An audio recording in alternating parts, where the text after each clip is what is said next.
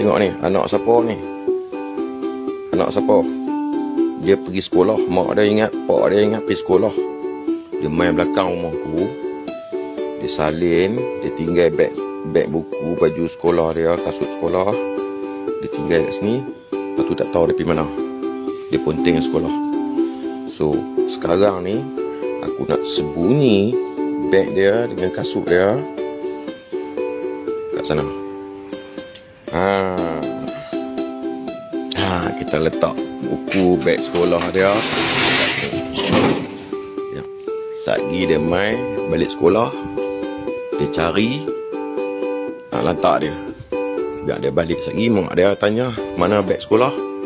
Pasal kasut sekolah tak pakai, baju sekolah tak pakai, mana dia? Habis ikan tu. So aku nak bagi pengajaran. Nak bagi pengajaran kepada adik-adik, mak ayah hantar pergi sekolah, habis duit bayar yuran, hang tak mau belajar.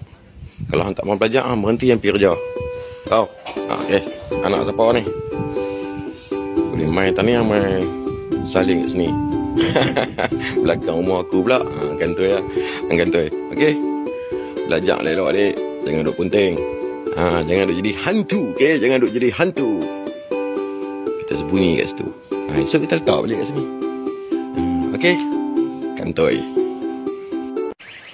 Sayur kunon. Mana rumput dia pergi kutip sayur. Lapo-lapo! Patah kongsi!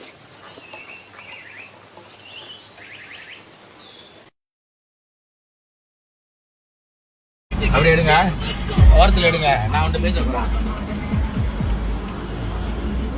Sir, I want to put this one in the Facebook. You do very wrong. You from where? Singapore? You Malaysian? You Singapore? No. You come here, sir. Sir, you must know one thing. You wait. You must know one thing. This is Shell. Yes. Okay, there written cannot smoke. This is You wait. Okay. Here also cannot lah, sir. I also smoker only. Okay. Cannot. This one very dangerous. Okay. If anything happen, not you only. Okay. Everyone gone. Yeah, okay. Understand? You from where? Singapore?